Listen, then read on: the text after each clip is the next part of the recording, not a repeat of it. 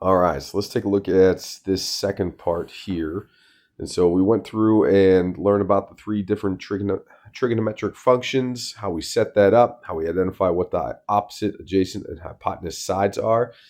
And so when we have an inverse, it's really kind of the opposite approach. So we were given side lengths, okay, before, and an angle, and we can figure out the other side lengths. Now we're going to be given the side lengths and have to figure out what the actual angle is. So it's just kind of the reverse.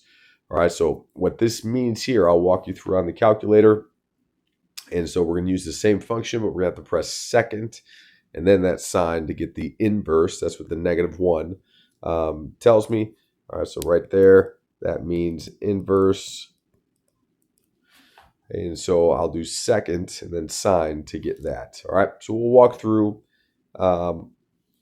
how we do that on our calculator right here.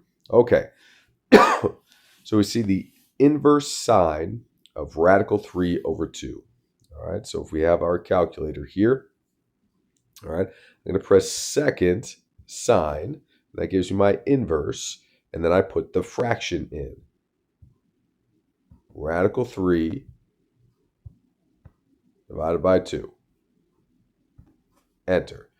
60 degrees. All right, so what I've just calculated is I've had the lengths of the sides, and now based off of their ratio, their relationship, it tells me what degree angle can make that. All right, so let's go back to here. So that's going to be a 60-degree angle. All right, so we have inverse cosine of 0.5. No problem. All right, there goes second cosine of 0.5. 60 degrees. All right, very good. Nope, not that.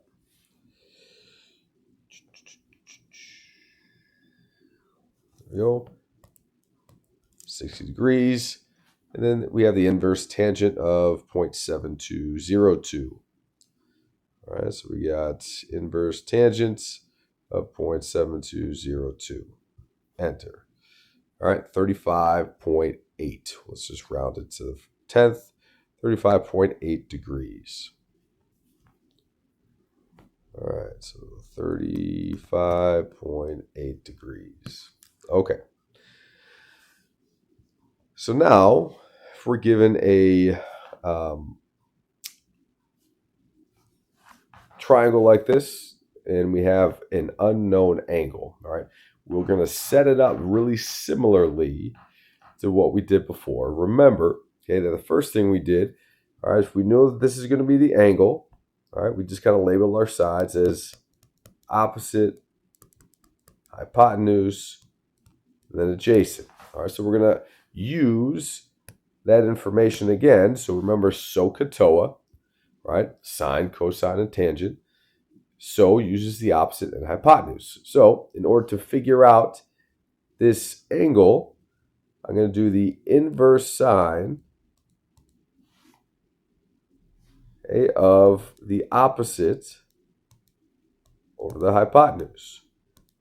And that's going to equal my angle. All right, so let's plug it into our calculator and see what we get. So we got second sine 4 divided by 5. 53.1 degrees.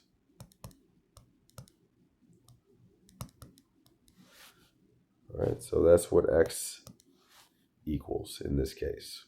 All right, so let's try another one here. All right, so this is my angle. This is still my opposite side. That is still my hypotenuse. That's my adjacent. So I'm going to use my opposite and hypotenuse. So that's my inverse sine of 6 over 9. And so second sine, 6 divided by 9. I got 41.8. All right. Equals x. X equals 41.8. All right. All right. Here's our angle. Opposite side is here, adjacent side is here, and the hypotenuse is always the hypotenuse. All right, so I got hypotenuse and adjacent. So cut TOA. That's going to be my cosine, so inverse cosine. 8 over 18 equals x. All right, so second cosine 8 divided by 18, 63.6.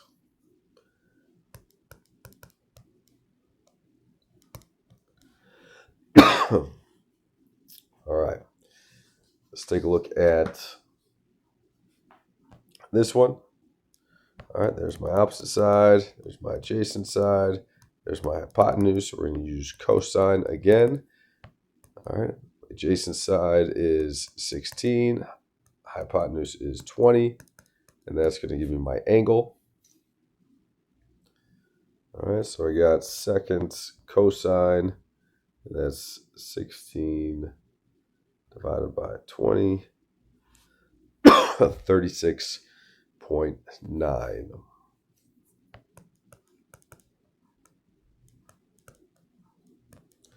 I should put in degrees in there if I haven't done that. All right. Same idea. Angle, I got opposites, I got adjacents, I got hypotenuse. All right, so the side that's got it, there's my opposite and hypotenuse. So there's my tangent, inverse tangent of 8 over 10 equals x.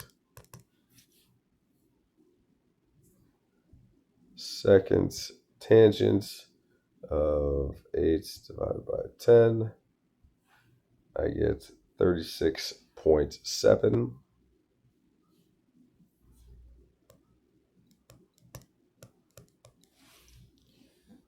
All right, and then I got inverse tangent of opposite over adjacent equals x. X equals, all right, inverse tangent of 17 divided by 7. I got 67.6.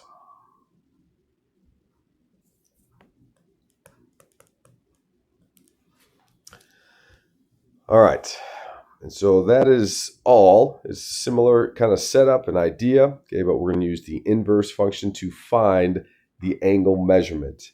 Okay, we use the normal function when we have an angle and one side, we're trying to find another side. We use the normal function. When we have two sides but no angle, then okay, we're going to use the inverse function. Again, we have to choose a reference point. It tells us because it's x. All right, and then the opposite and adjacent are in reference to whatever angle we're talking about. All right, and so we have one more section that we're going to go over on Monday. So be sure that you have caught up on all of the homework up until this last one. All right, so this last one's going to involve those trig functions, but now we're going to have something called an angle of elevation and an angle of depression. It's just a fancy way of saying if I'm at a high point and I'm looking downwards from my eyesight, which is horizontal, looking down, I'm going to create an angle of depression, okay? And so it'll create a triangle with an angle. We can figure out how far away something is or how far below something is. Angle of elevation is different. I'm like standing on the ground looking up at something, and that creates an angle, my eyesight, from what it was horizontally to what it is vertically, and then that creates a triangle. I can figure out how tall that something is or how far something away is, etc. And so that's what angle of elevation and angle of depression is. You can kind of see what I was talking about here. So that's going to be the last bit of new stuff on Monday. We'll review on Tuesday. You'll have your test on block day, Wednesday or Thursday. All right, guys. Have a great weekend. See you on Monday.